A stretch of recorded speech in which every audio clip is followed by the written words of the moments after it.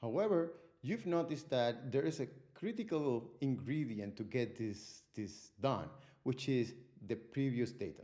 So for me to find these coefficients, I need to know what happened in the past, and I need to know what are these dependent and these independent variables. As you can see, what is at the core of everything that we have discussed so far is data. You need data that you can trust, that is representative of the phenomenon that you're trying to describe. If you only choose, for instance, a demographic that is relatively old, then obviously you will find a different buying pattern as if you find a demographic that is much younger that might go more often to do some shoppings. However, you cannot use the information of one case, the older demographic, to predict the behavior of the younger demographic. So it is important that you understand where you're getting this information from, what actually you are describing, is there some bias, in order to make a really good prediction. One aspect of data that is also important to understand is outliers. Outliers are those who break the rhythm.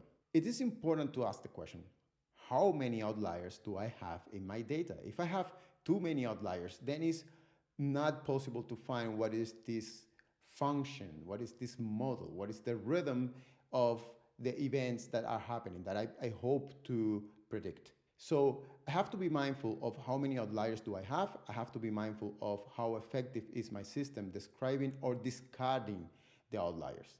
During all these processes, you are doing continuously assumptions.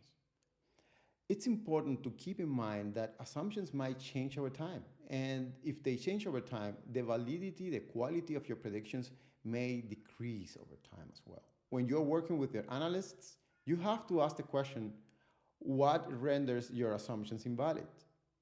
How often these assumptions are going to change? How do we make sure that our system is not drifting towards a place that we cannot make any predictions? These are really important questions in order to make important decisions based on these models.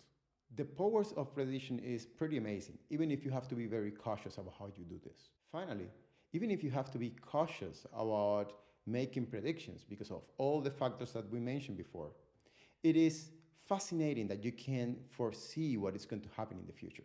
The fastest growing companies of our time make strong use of predictive analytics to stay one step ahead. So it's worth it to invest some time into it.